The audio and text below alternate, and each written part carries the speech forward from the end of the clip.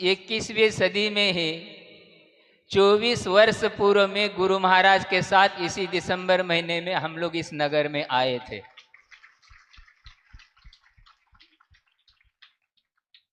गुरु महाराज जिन्होंने श्रमण संस्कृति के लिए 20वीं शताब्दी का उत्तरार्ध और 21वीं शताब्दी का पूर्वार्ध 50 साल तक जिन्होंने इस वर्धमान स्वामी के शासन की कि जिनका अभी तीर्थकाल चल रहा है, आपने रत्नत्रय के माध्यम से महान प्रभावना की है।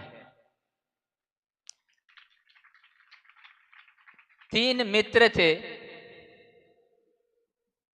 और उनका ये कार्य था कि वो चित्र निकालते, राजा महाराजा जो नगर सेठ साहूकारों के सामने प्रस्तुत करते और उसके माध्यम से उनको कुछ पुरस्कार मिलता था। ऐसे ही एक नगर से दूसरे नगर इनका ये कार्य चलता था। तीनों मित्र थे। उसमें से एक जो मित्र था, थोड़ी आर्थिक स्थिति उसकी कमजोर थी। वो चित्र को रंगने के लिए मात्र एक ही रंग का उपयोग करता था, कि ज्यादा रंग उसके पास थे नहीं। लेकिन स्थिति ये थी, जब कभी भी प्रथम पुरस्कार मिलता तो उसी को मिलता था। ऐसे ही एक स्थान पे पहुंच गए, वहां पर भी उन्होंने चित्र निकाला और वहां, क्योंकि चुनाव तो वो स्वयं करेंगे नहीं, चित्र निकालने वाले, वहां पर भी उसी मित्र को प्रथम पुरस्कार मिला। अब वो दोनों मित्र बड़े शक्ति में आ गए। उन्होंने कहा आज तो आपको बताना ही पड़ेगा। क्या बताना पड़ेगा? कि इसका राज क्या है। हर बार उन्होंने कहा देखो, हम तीनों साथ में ही बैठ के चित्र निकालते हैं, तीनों साथ में ही भोजन करते, तीनों रात में साथ में शयन करते, तीनों अपन मित्र है, इसमें राज की बात है क्या? मैं क्या बताऊं अब इसका राज? नहीं, कहने लगे बताना तो पड़ेगा, क्योंकि आज तक जितने भी वर्षों से हम देख रहे, हर बार आपको ही पुरस्कार प्रथम मिलता है, हम दोनों में बदल होता है, कभी इसको दूसरा, कभी इसको तीसरा, लेकिन प्रथम तो आपको ही मिल रहा है, तो राज तो होना चाहिए। कहने क्या राज है इसमें? कुछ भी राज नहीं। गुरु महाराज जी ने अपने जीवन में संस्कृत साहित्य के माध्यम से, उनको तो संस्कृत, प्राकृत, न्याय, सिद्धांत, व्याकरण सभी साहित्य, वो चारित्र उनका ऐसा था। अनेक प्रकार के उन्होंने रचना भी संस्कृत, हिंदी साहित्य के माध्यम से भी की। तो उसमें एक आचार्य महाराज ने दोहा लिखा, समझे जीवन मोल है, ना समझे तो खेल। समझे जीवन मोल है, ना समझे तो खेल। खेल खेल में युग गए, वही खिलाड़ी खेल। अनादिकाल से चारों गतियों में हम लोग भ्रमण कर रहे हैं, पर्याय बदल रही है, खेल बदल रहा है, लेकिन खिलाड़ी तो वही है। उनने कहा भाई इसमें राज क्या है? मुझे तो कुछ पता नहीं। नहीं, कहते बताना पड़ेगा आपको आज तो। अब वो मित्र सोच रहा है, अब हमारे ही साथी है, अरे इनके मन में विकल्प है, लेकिन इसमें राज तो वैसे कुछ है ही नहीं। फिर भी इनके मन में बार बार यही विचार तरंगे उठ रही है कि भाई हमको प्रथम पुरस्कार आज तक भी क्यों नहीं मिल रहा। उसने जो उत्तर दिया बहुत सीधा सरल, लेकिन वो अपने लिए कुछ काम का हो सकता है। उसने कहा चित्र निकालने के बाद चित्र को रंगने के लिए जब पानी में मैं रंग को घोलता हूं,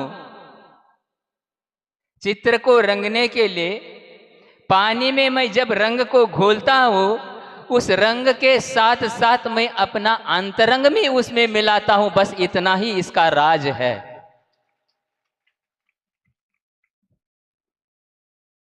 और क्या राज है इसमें? इसलिए आचार्य कुंद देव अनेक पहाड़ों की रचना उन्होंने की। उसमें अष्टपहुड़ एक ग्रंथ है जो गुरु महाराज जी ने हम लोगों के लिए 1993 में रामटेक में अतिशय क्षेत्र शांतिनाथ भगवान के वहां चातुर्मास में स्वाध्याय कराया था। उसमें सर्वप्रथम पहाड़ है दर्शन पहाड़। दर्शन शब्द के अर्थ अनेक होते हैं।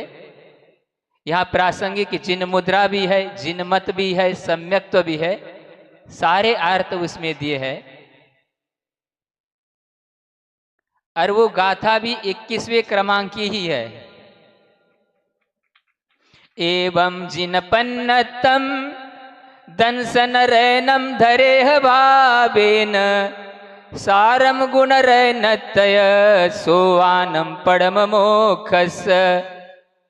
जिनेन्द्र भगवान ने जो कहा है, और ये आचार्य कुंद महाराज की इतनी विशेषता है, इतने महान आचार्य होते हुए भी एक एक गाथा के अंतराल में वो यही कहते कि जिनेन्द्र भगवान ने जो कहा है, वर्धमान स्वामी ने जो कहा है, मैं अपने तरफ से कुछ भी नहीं कह रहा हूं। एवं जिनपन्नतम, जिनेन्द्र भगवान ने जो कहा है, दर्शन रूपी रत्न को अत्यंत भाव के साथ धारण करो। और सभी में ये सार है।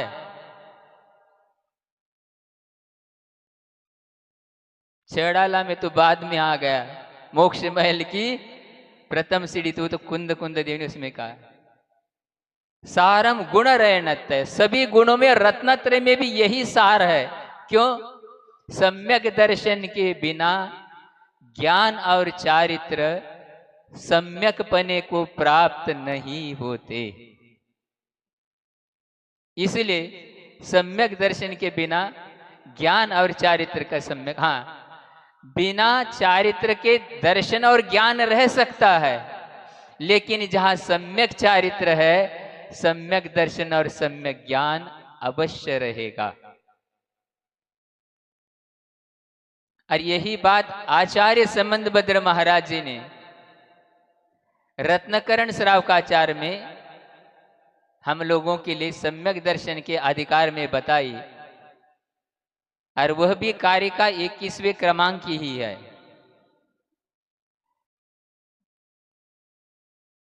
नांगहीन मलम चेतुम दर्शनम जन्म संतति नहीं मंत्रक्षर न्यूनो निहंती विषवेदनाम। हम लोग बोलते हैं ना, किसी के श्रद्धा की विशेषता बताने के लिए ऐसा बोलना फिर भी ठीक है। क्या? आनम तानम कछु न जानम। लेकिन ऐसा मंत्र कभी सिद्ध नहीं होता। लेकिन उस मंत्र सिद्ध करने वाले की प्रशंसा के दृष्टि से कहना अलग चीज है। यहां आचार्य संबंधभद्र महाराज कह रहे, सम्यक दर्शन के जो 8 अंग है, उसमें से एक अंग भी यदि कम हो जाएगा तो क्या कहते आप लोग? जिसके अंग कम है तो उसको क्या कहा जाता है? तो वो सम्यक दर्शन संसार रूपी जन्म संतति का नाश करने के लिए समर्थ नहीं है। दृष्टांत क्या दिया उन्होंने? जैसे अक्षरहीन मंत्र जो है विष की वेदना को दूर नहीं करता, मतलब मंत्र सिद्ध करने वाला उस मंत्र के माध्यम से विष को भी उतारता। ये महाराज स्वयं कह रहे, आचार्य संबंधभद्र जी महाराज। और ऐसा होता है, लेकिन उस मंत्र साधक की जो साधना है, हम लोग भी जब छोटे थे, जब हमने गांव में देखा, अत्यंत बुजुर्ग श्रावक थे जो स्वयं ही जिनेंद्र भगवान को मानने वाले जैन श्रावक ही थे, लेकिन पशुओं की वो चिकित्सा करते थे।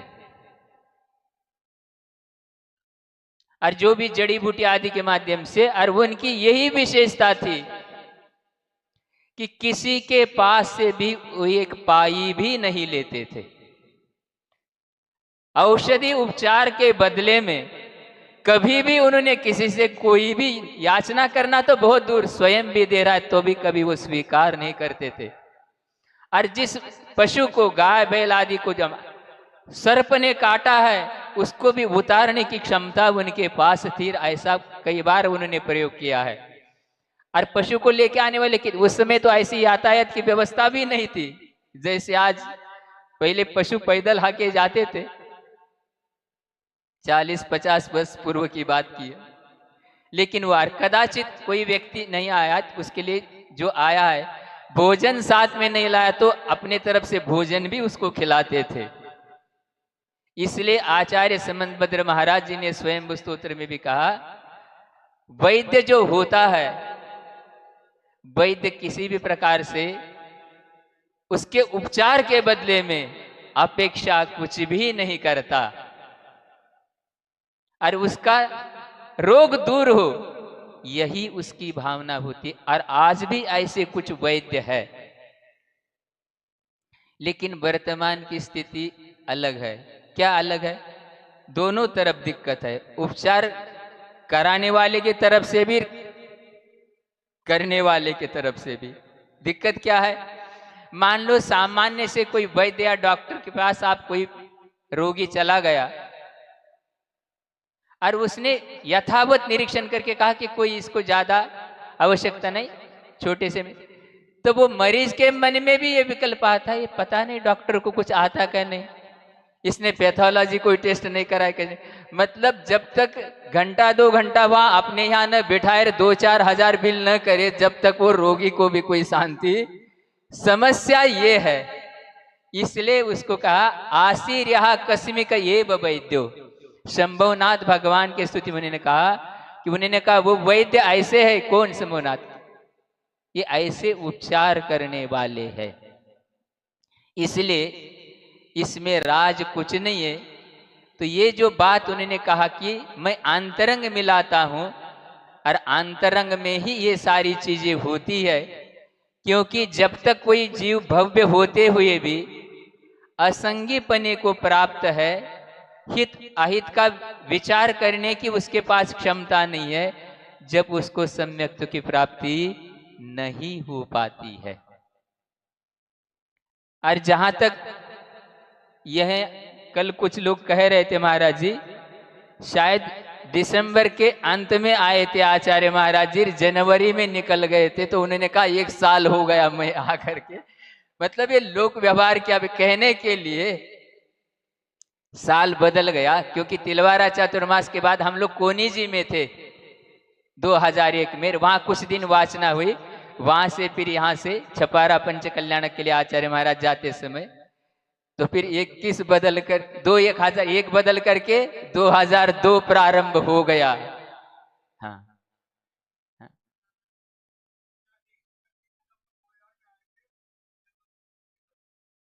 2000 में 1 में आए थे, हमको ऐसा स्मरण है। हाँ।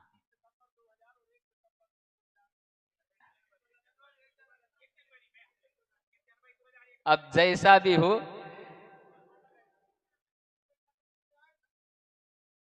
क्योंकि 2000 का वर्षायोग अमरकंटक में हुआ था, और उसके बाद हम लोग तिलवारा आए थे, वहां से बिहार करके फिर चातुर्मास वहां हुआ था, और उसके बाद छपा, ऐसा मुझे स्मरण। अब जो भी हो इसका कोई प्रयोजन नहीं है, लेकिन 24 वर्ष हो गए। 24 भगवान जो हमारे लिए आराध्य है, जिनका आज वर्तमान में शासन चल रहा, अंतिम तीर्थंकर वर्धमान स्वामी, जिनके तीर्थ काल में हम लोग और आज भी हम लोगों के लिए जो आचार्य श्री ने पूरे संसार के लिए जो यथावत पूर्वाचार्यों के अनुसार अपने जीवन में अनेक प्रकार की साधना करते हुए, परीक्षा आदि सहन करते हुए, जो इन्होंने मार्ग पर स्वयं चलते हुए, क्योंकि वो स्वयं ही इस प्रकार की साधना करते थे, त्याग तपस्या करते थे कि एक प्रसंग समय आपका हो रहा है, जब 2000 में हम लोग अमरकंटक पहुंचे ग्रीष्म काल में, ग्रीष्म काल भी वही हुआ। उसके बाद पेंड्रा से कुछ लोग आचार्य महाराज के लिए निवेदन करने के लिए आए थे गौशाला के निमित्त से। तो उस समय आचार्य श्री के पैर में एक दिन से बहुत दर्द तेज हो रहा था, और फिर भी लोगों के निवेदन से आचार्य श्री ने विहार करने के लिए सोचा। उस समय हमारे लिए भी असाता वेदने के कारण से कुछ बुखार आ रहा था। हमारे साथ और 2 महाराजों को तो गुरु महाराज ने कहा आप लोग यहीं रुको, मैं बाद में आपको संकेत करूंगा। तो दूसरे दिन पता चला कि आचार्य श्री के लिए कोई कीड़े ने काटा, ऐसा लोग बोल रहे। तो हमारे मन में कीड़े ने कहाँ काटा, क्या पूरा लाल? तो जब परीक्षण किया तो उन्होंने कहा हर्पीज, आगंतुक इसका नाम है आयुर्वेद में, हर्पीज का नाम आगंतुक, और वस्तुतः इसकी कोई औषधि नहीं है। तो इतनी वेदना, हर्पीज जोस्टर, जिसको जलन बोलना चाहिए। और आचार्य श्री वहां गए भी, और 8-10 दिन में बिल्कुल मेरा शरीर जैसा दिख रहा आपको, कैसा, ऐसा आचार्य श्री का शरीर उगाया था। बिल्कुल 4-6 कदम 10 कदम चल करके वही आहार 5-7-10 मिनट में आचार्य श्री बढ़, इतनी वेदना थी। और लोग कह रहे थे महाराज जी अमरकंटक में तो चातुर्मास होना मुश्किल है। क्यों मुश्किल है? तूने कहा महाराज यहाँ तो इतनी बारिश होती है, 3-4 दिन में चड्डी बनियान सूखते हैं, या अमरकंटक में क्या करेंगे? और हम लोग भी सोच रहे थे अभी क्या कैसा। आचार्य श्री ने मतलब कुछ भी निश्चित नहीं था, ये तो बात वस्तुस्थिति है। लेकिन जैसे ही समय कम बचा था और आचार्य श्री ने वहां से विहार कर दिया पेंड्रा, सिर्फ 10 किलोमीटर चले। सोचो आप, समय बचा ही नहीं था। फिर पूनम के दिन आचार्य महाराज जी वहां पहुंचे। सुन रहे क्या? कौन सी? आषाढ़ सुदी पूनम, चतुर्दशी को स्थापना होती है, अब 4 ही दिन अतिरिक्त है। एकम के दिन आचार्य महाराज जी ने सभी लोगों ने आहारचर्या की।